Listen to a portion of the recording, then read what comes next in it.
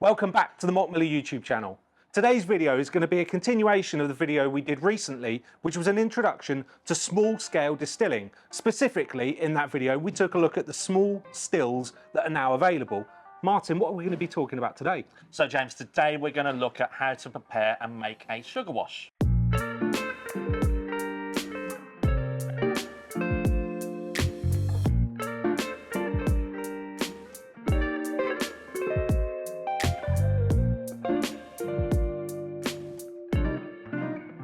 Before we get too far into today's content, it's important to remember that you need to check your local legalities when it comes to distillation. They vary from region to region and country to country, so make sure you look at what's relevant to you. For anyone that's watching this then and has never heard of what a sugar wash is, Martin, explain it for us. Right, so you're a home brewer. I am. You understand that what we try to do when we're brewing beer is we're trying to extract sugar and yeast then ferments it. Yeah, and we do that through soaking grain in hot water, converting the starches into sugars. Exactly. Well, this is a lot more simple. So in this process, we are literally going to take sugar, dissolve it into water to a percentage where the yeast can handle it, and then ferment it. That is essentially a sugar wash. It's a precursor to what you are going to then distill. Yes, because the process of distillation is a separation process, isn't it? We are taking that sugary liquid and we are putting it through a process to separate out the alcohol from the remaining liquid, right? Yeah, and you want to maximize that fermentation by having the most amount of sugar that the yeast can handle, but not overload the sugar so that then it stalls. Yeah. You know, it's got some learnings you can take from beer, but this is a little bit simpler. If you also think it's a bit kind of like making a hard seltzer. Yeah. It's again fermenting sugar, leaving alcohol in there and having something clean at the end that you can then take away and do with what you like, flavor it or distill it. There's tons of different types of wash, aren't there, that can be made that are precursors to many different types of spirits. What are they? So you can think of this in different ways. You can think of it from the spirits you buy in the shop, you know, rum made from molasses and different types of sugar. You can think of it from the direction of, oh, well, I fermented a wine kit, I fermented a cider kit. Those can, again, be kind of distilled and make a different kind of spirit. Yeah, brandy, for example, is made from wine. Yeah, and cognac, you know, from apples. Yeah, I mean, whiskey is made from grain. If you're drinking Scottish whiskey, single malt, it's made from malt. Some of the bourbons and American whiskies might have rye or corn or, you know, other types of grain in there. Yeah, it's the grain and it's the fermentation process that varies all of those along, and the yeast. But we're going to look at today the simplest and the cleanest to give you a neutral spirit, which would typically be made into something like vodka or gin. And we're also going to look at how to make a molasses sugar wash for anybody out there that might be considering how to make rum. Right then, James, let's take a look at the ingredients we need to do this and the bits of equipment we need. This looks pretty basic, pretty simple. I know, right? We're doing a beer kit. I know, it takes me right back to when I started making homebrew. Now, for what we're going to be doing today with regards to sugar washes, we really don't need a huge amount of equipment. You need sanitized buckets, depending on how much you're planning to make. You could have like a 16-litre fermenter, you could have a 30-litre fermenter, you could have a 60-litre fermenter. One thing I would say is that if you are brewing beer as well, having separate equipment is quite important on this, especially if it's plastic. Main reason being that some of the yeasts that you would use to create these washes, you don't want cross-contaminated with beer production, okay? So dedicated plastic buckets, airlocks, a plastic spoon, because we're going to be doing all of our mixing in here. Bit of sanitizer. Bit of sanitizer, some taps. We've gone with the taps on the front that are movable so that you can turn them, just makes for easier storage. And then if you wanted to go a little bit further, you could look at temperature control in the same way that you control the temperature of fermentation for beer kits. It's less important in this arena. However, you do want to try and just keep your yeast happy. All fermentation processes, the yeast is its best when it's happy. So looking at the temperature ranges, trying to keep within those temperature ranges, doesn't add stress onto the yeast, which produces off flavors. Yeah, because although you are going to ultimately distill it, you can still retain some of that residual flavor. Absolutely, and that comes into its own when we're really looking at things like flavorsome spirits such as whiskies and rums, right? And as we're going to be looking at making a sugar wash today using molasses sugar, which would go on to become rum, it's quite important that we consider that, all right? Okay, so ingredient-wise. Yeah, let's grab some ingredients and we'll talk through them. There we go. By the power of video editing, we now have a table full of ingredients. Martin, over on your side, talk us through what we've got here and what this is going to be used for. Right, so simply put, I've got brewing sugar, dextrose. Yeah. You know, the stuff we kind of use to bottle, or we'd add into a beer if we want to extend it. If you're brewing a beer kit, it's quite common that you might put a kilo of brewing sugar in. Yeah, if you were brewing Red Triangle, my Bass clone, you kind of use dextrose in that. You do it in Pliny, you know, it's in a lots of different things in brewing. But in this format, we are just using sugar and water. Okay, so I'm presuming we're going to mix that with some warm water. Warm water to dissolve it, and then as it's fully dissolved in, you're then going to top it up with cold water so it's at a nice pitchable temperature for the yeast. And the yeast actually comes as a pack, and it's a turbo yeast, and that comes along with the carbon and also the clearing agents that you need towards the end of the fermentation. And what's the carbon for? So the carbon is there to help it clear out and drop out some of the dead yeast cells and the other things that you don't really want to take onto the next stage. Yeah, so it's about creating the cleanest possible end product. Yeah, because that's what we said. We want a neutral spirit, something at base that we can then either have as a neutral spirit or add flavour to. Cool, okay. And I see we've got 7 kilos of sugar there. Yeah. What sort of volume are we going to be mixing up? We're going to be mixing this up to about 23 litres, and it's nice and warm here, so we don't have to worry too much about fermentation temperature. It's going to hang around for about 7 days until it's fully fermented out. Now, this is a kind of diastatic kind of yeast, so it's going to go all the way down to 0. It's like STA plus type thing. Yeah. So that's kind of why you don't want to mix it in with your other kit, but it will take out all of those sugars and convert it all to alcohol. Fantastic. And we're going to end up with what? Probably about 14-15% alcohol at the end? Spot on, mate. Absolutely spot on. That's what we're going to end up with, and that's then kind of taking out of the 23 litres. So James, what have you got there in those lovely little craft bags? Well, this is a little bit different. So over here, I've got, first of all, some soft light brown sugar. Oh, yum. I know, everybody loves a bit of that. And then we've got 3 kilos of molasses sugar, okay? Because what we're going to be mixing up here is a sugar wash that would go on to become rum, all right? Now, rum is made from a mixture of molasses and sugars. Actually, the recipe we've got here is 3 kilos of molasses sugar. That's not the same as liquid molasses, okay? Liquid molasses is, first of all, quite expensive. Secondly, really tricky to handle. Yeah. And then what this actually has is a blend of molasses and sugar, right? So it's food grade, completely safe. If you want to bake with it, you can bake with it. But in this case, we're going to be mixing it up with water along with the brown sugar. And then we're going to add some nutrient as well, okay? Because it's important with all of fermentation, especially fermentations that only really involve sugar, there's enough nutrient in there. Now your yeast pack over there has the nutrient blended in with it. Yeah. We don't over here, so we've got a separate bottle of yeast nutrient we're going to add a proportion of to the wash. And then we've got the Still Spirits distiller's rum, distiller's yeast, and this is the rum one, Okay. which is specifically tailored for making rum. It can tolerate up to 15% alcohol as well, so it's perfectly suited for what we're going to be doing here, okay? Now, I'm going to be making less volume than you. I'm going to be making probably about 12 to 13 litres in total because we're going to end up with a smaller quantity at the end. And that's just because it gives us options to then try different recipes. As we said in the other video, small scale distillation is perfect for, you know, distillers that are just setting out and maybe looking to trying to develop recipes and that kind of stuff. All right? Yeah. Should we get on and mix these up? Fantastic. Let's get on with it. Martin, we're going to kick things off by doing the basic sugar wash. Talk us through the process. Right. Cleaned, sanitized, all of your equipment. Just like if you're making beer or wine or anything else. Yeah. Right. Take off your lid. Check your tap's closed. You don't want to wet Yeah. a table. Always make sure the tap's Okay. closed, which it is. Right. Add the water into there. Okay. You How much wanna- am I add them in? Let's add in half of that for now. Okay, so we've got a 5 litre jug. This is at about 75 degrees, so we'll put in a couple of litres. There we go. Okay. Then add in the sugar. So we've got a 3 kilo bag here of brewing sugar. There you go, mate. Thank you. Now it's going to get a bit dusty now, isn't it? It Yeah, it's normally like does. using icing sugar when you're making a cake. And we're just going to add that in. Stir and dissolve. And the big benefit of using brewing sugar is that it dissolves far easier than like normal table sugar, granulated sugar, that kind of stuff, right? Yeah, it's a real fine sugar.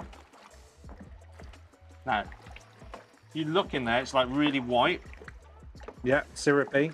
You really want to get this to a point where it becomes clear. So that means we need more liquid. Yeah. And we've also got more sugar to put in there. So let's get the rest of the liquid in there.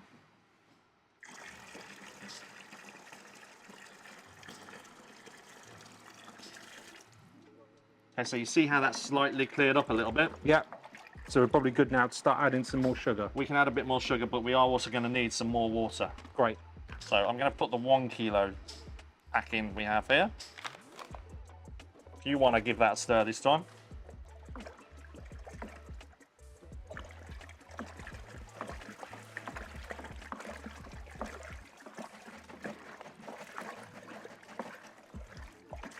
Now, as you've done this a few times, made like hard seltzer or just dissolve sugar into water, you'll see how the transparency changes as you've got more sugar than liquid. Yeah, because it doesn't go like crystal clear, but it loses that real sort of thick looking nature, doesn't it? Yeah, you get like a slight translucence to it.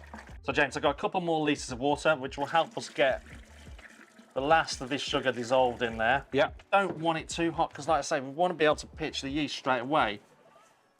So this is the last few kilos going in.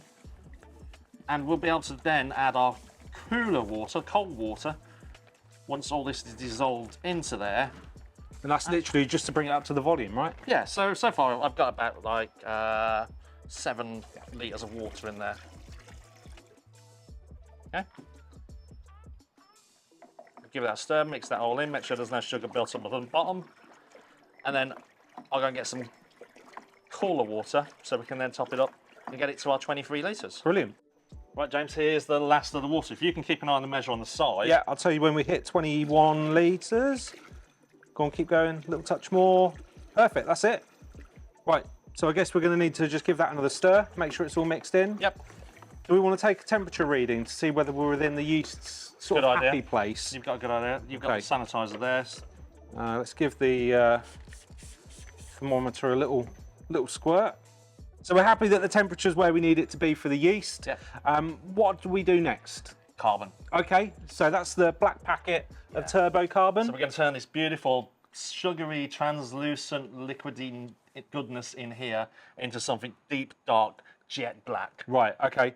Now, it does say on these packs that you have to kind of massage them a little bit. Yeah, because it's a really weird feeling because you've almost got like this solidy sort of charcoaly block in the middle. in liquid. It's really bizarre. It's quite addictive squeezing that. But yeah, give it a good squeeze. Yeah. And snip it off. Bit of sanitizer. Yeah, can't do any harm, can it?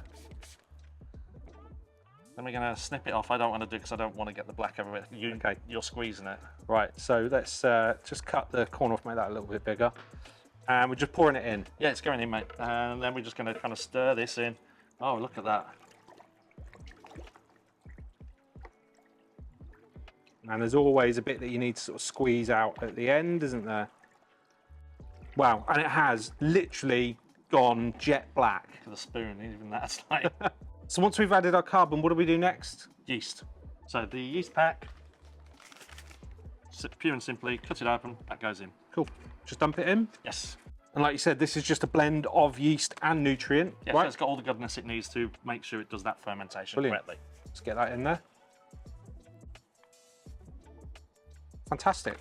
Right, so the spray, because obviously I've put the lid down on the table, we want to just sanitize the bottom of that.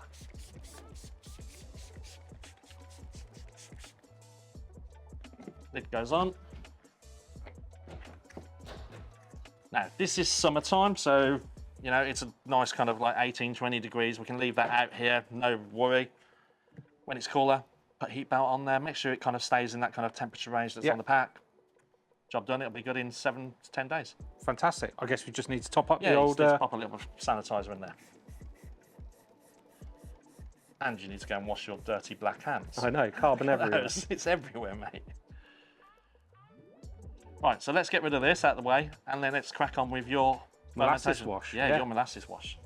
So James, as if like by magic, I wish this happened at home, mate. I know, right? Everything's here, ready to go. Table's cleared, we're good to go. So very similar to what you've done previously with your sugar wash, we're going to start off by putting some warm water, a few litres in the bottom of our plastic fermenter, making sure the tap is set to off, which it is. There we go. Okay. Now I'm going to start off with the soft light brown sugar. Now this isn't powdered in the same way that the dextrose is, Yeah. so we are going to need to be a little bit more patient mixing it in, okay? So it's going to take a little bit longer to dissolve, but it won't take forever, especially as we're using warm water. Oh man, that smells great. I know it does, right? And that's the flavours that we want to carry on into our finished product, right? When we come to distillation. Right, do you want to add one of the bags of molasses in there? Certainly do. Don't splash me.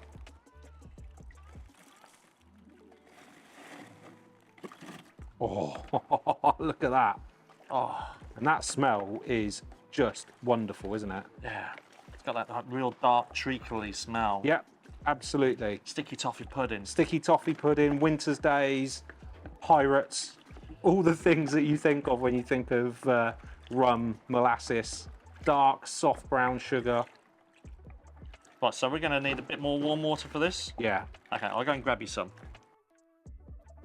Right, Martin, so we've just got our last couple of litres or litre or so of cold water to add. I mean, that looks absolutely stunning, doesn't it? Smell is amazing. I know. Right, there we go. That's in there. Right, so Now, next thing we need to do is, first of all, what you're doing is a really important job, which is making sure that it's all thoroughly dissolved. yeah, because like you said, this is a different sugar to the dextrose.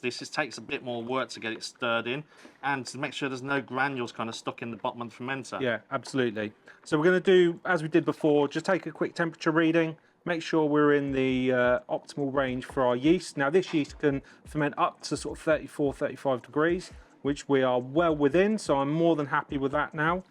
One thing we do need to add is our yeast nutrient, okay? Oh, so that goes in there before the yeast. Yeah, so with this, this stuff's super easy to use. All we need to do is add 2 capfuls into this. So there's 1 capful in, and a second, if you want to give that a good stir. Yep. That doesn't smell as good. No, it doesn't. It smells like yeast nutrient. It does, yeah. A bit like Marmite, I guess. And then finally, we're going to add our yeast, which actually I'll cut the top off, and you can do on this one. Oh, nice one. Oh, so that is different. It's just purely yeast that looks like beer yeast. Yeah. No nutrient in there. No. Cool. So sprinkle that over the top. Lid goes on for the fermenter now. Little spray, because it's been on there.